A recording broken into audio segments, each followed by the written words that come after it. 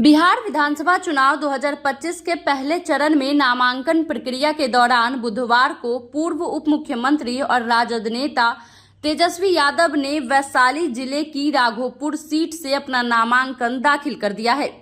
यह सीट लालू परिवार की पारंपरिक सीट मानी जाती है, जहां से कभी लालू प्रसाद यादव, राबड़ी देवी और अब तेजस्वी यादव अपनी राजनीतिक पारी खेलते आए हैं। नामांकन के दौरान दाखिल हलफनामे में तेजस्वी यादव ने खुलासा किया कि उनके पास कुल 6,12,48,877 रुपए की चल संपत्ति और 1,88,50,000 रुपए की अचल संपत्ति है, जबकि उन पर 4,40,50,000 रुपए का कर्ज भी बकाया है।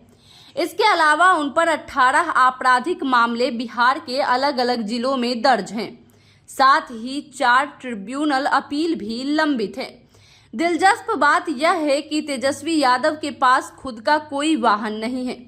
हालांकि उनके पास 200 ग्राम सोने के आभूषण हैं, जिनकी कीमत 17,13,000 रुपए बताई गई है। हलफनामे में दिए गए आंकड़ों के मुताबिक तेजस्वी यादव के पास अलग अलग बैंकों में करोड़ों रुपए की जमा राशि, फिक्स डिपॉजिट और शेयर भी हैं। वहीं उनकी पत्नी राजश्री यादव और बच्चों कात्यायनी इरिश यादव और इराज लालू यादव के नाम पर भी बैंक खातों में फिक्स डिपॉजिट और सोने चांदी के गहनों में लाखों रुपए की संपत्ति दर्ज है।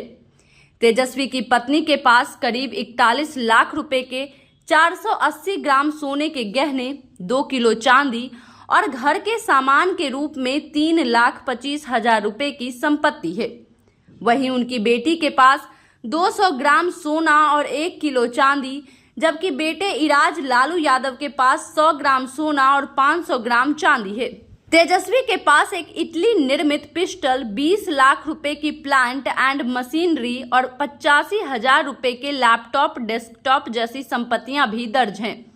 वहीं तेजस्वी यादव ने अपने हलफनामे में बताया कि वे पेशे से सामाजिक कार्यकर्ता हैं और पिछले 5 वर्षों में उनकी आय में लगातार बढ़ोतरी हुई है। वर्ष 2020-21 में उनकी सालाना आय जहां मात्र 2,14,000 रुपए थी, वहीं 24-25 में यह बढ़कर 11,46,000 रुपए तक पहुंच गई है। हालांकि उन पर करीब 1,35,73,000 रुपए का आयकर बकाया भी है, जिनमें 2012 से 2016 तक के वित्तीय वर्ष शामिल है। राजनीतिक नजरिए से देखें तो इस बार राघोपुर की सीट पर मुकाबला बेहद दिलचस्प होने वाला है।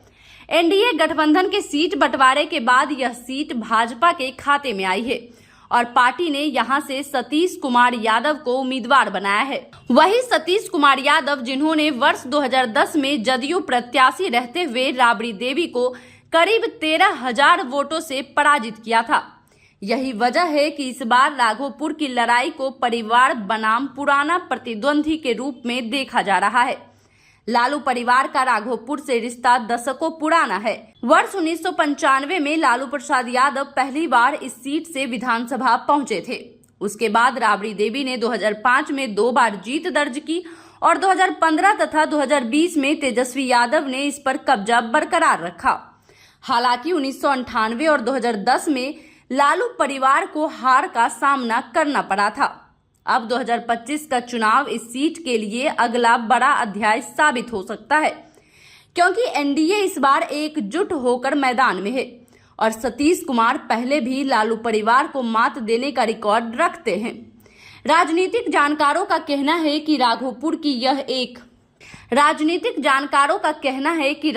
की यह जंग एक तरफा नहीं होगी, बल्कि राजद के कद्दावर नेता के रूप में तेजस्वी की लोकप्रियता और युवाओं के बीच उनकी पकड़ को मजबूत है। लेकिन एनडीए की सामूहिक ताकत और सतीश कुमार का स्थानीय प्रभाव मुकाबले को बेहद रोचक बना सकता है।